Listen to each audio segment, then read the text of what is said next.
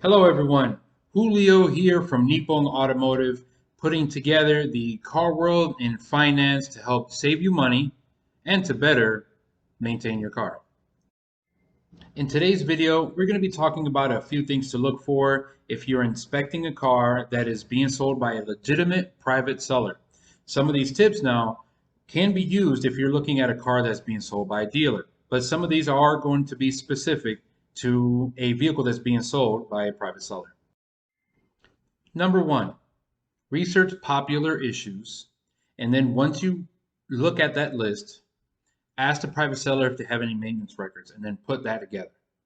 All right. You want to try to limit your risk as much as possible of potentially buying a car that is okay now, but then a few days, a week, a month later, it starts giving you major issues.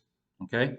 So research the popular issues and then double check to see if the seller has maintenance records. If not, ask them if they usually tend to take their vehicle into the same place, and if they do, well, then ask them if they can get the records for you. If not, maybe you can go with them or something like that, but get something out of it to help minimize that risk. Unless the seller is a mechanic,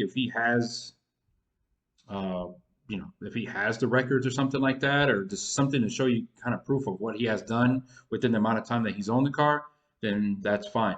But the point is to kind of get that history, because unfortunately, at a dealer, you can't get that history. The only thing you can get a history is, like, let's say, the Carfax report. But unless everything shows up in the Carfax, which in many cases, unfortunately, it doesn't, because only certain shops report that stuff, you want to definitely ask the private seller to see if they have that information for you, to see exactly what's been done within that amount of time that they've owned it. Number two, check the VIN, the vehicle identification number. It's kind of like the car's social. Okay. One of the main reasons you want to check this is I've run across this in the last few years of researching cars and inspecting them for customers or inspecting a car for myself to potentially flip, something like that. You definitely want to check the VIN regardless and try to help confirm the mileage. I mean, obviously, you want to look at the whole thing. You can go to either Carfax or AutoCheck, to get the report, but you want to see if there's anything weird with the mileage for sure. Uh, the reason I say this because there's been times where I would go look at a car and then the report shows more mileage than what the odometer shows. And unfortunately, there are ways of rolling back the mileage, even with these digital odometers. So you got to be really, really careful. I mean, you don't want to buy a car that shows 150,000 miles and it really has, 200, 250 or something like that. Sometimes people will roll the mileage back so they can sell the car for more. So you just got to be really, really careful with that. But that's one of, like, the main reasons why I say, hey, check the VIN. Obviously, you want to check the whole history, whatever it may show, but definitely be aware of that one. Especially now, uh, I know in every state it's different, but here in Florida, for example, you can put down the mileage as exempt once the car is 10 years old or older. So once that happens, it becomes a little bit harder to kind of trace the mileage and see if whether or not it's legitimate. So check the VIN, do your research. Number three, test drive the car. Okay. I cannot stress this enough, and keep it running for a while. I mean, I'm not saying you got to take it on a half an hour trip or something like that, but test drive it, get a good feel for the car, how it shifts, how it brakes, the steering, that sort of thing. And making sure the AC is running correctly, stuff like that. Because some people will add a little bit of Freon into a car, and everything looks great, and then a day or two later, after you buy it, the AC starts blowing hot. So, like, little things like that. I mean, you can't cover every single little thing. You can't keep the car, for a day or whatever. But the point is, to run through those steps. So you want to test drive it, get a good overall feel for it. Pay attention to any possible oddball noises that may or may not come out. Um, and then, take a look at the car. If you do hear or feel something kind of weird, ask questions. Maybe get a good look underneath. If you hear a certain noise from a certain, corner of the car, just kind of take a look around and see how everything is operating. See if anything may or may not be a little bit out of whack. So I cannot stress this enough, honestly, is just test drive the car, get a good feel for it, let it run for a while, make sure it's not overheating as well. So maybe have the AC off for a little bit, make sure the fans are kicking on, um, and just keep an eye open, especially under the hood.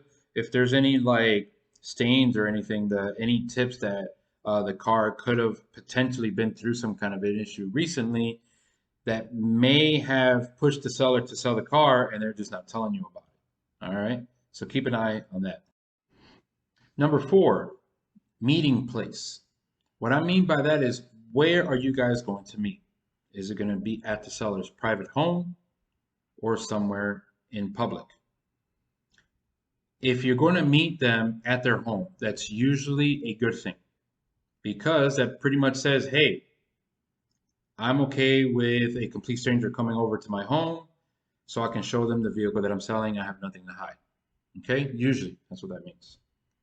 If it's in public, it could be a good or bad thing. Maybe the seller just wants to play it safe. They don't feel comfortable with having a complete stranger come over by their home. Or they know they're selling a piece of crap and they're, trying to hide stuff, and they don't want you to know where they live. So take that into consideration, into the whole picture, when you are looking for a car on the street that's being sold by, well, hopefully a private seller, not a flipper, a disguised wholesaler, or a disguised dealer, something like that. And lastly, number 5, if you haven't fully decided on which make of a car you're looking at or you're going to be researching, I'm going to tell you right now, just a few off the top of my head to stay away from. Practically all German cars, Chrysler, just about any American car company that makes a small car, like a 4-cylinder type car, especially GM, sorry. Nissan, with their crappy CVTs. And generally any luxury car. Like, even though Lexus is practically bulletproof and Acura is not too bad, Infiniti, that's Nissan. Stay away from that. I still wouldn't go for them, because in luxury cars they tend to just pay more for repair and maintenance in general compared to the same, their cheaper cousin or whatever you want to call it. So just stay away from those. Focus on something that's simple, reliable, and that really is just relatively trouble-free. And then just kind of narrow your search from there, and then see what's out there in the market. Generally, the good, reliable cars are going to be asking for more money on the street. That's just how they are, because they have a better reputation. Why do you think that a lot of the German cars that, even new, like let's say 2, 3, 4 years old, lose a lot of their value? It's just not worth going into a car like that. So if you're gonna, buy something used and you haven't fully decided on which make, stay away from those cars, and then just focus on the other ones that I really just haven't mentioned. Uh, Generally speaking, the Americans are better making bigger vehicles, and the Asians, well, smaller vehicles.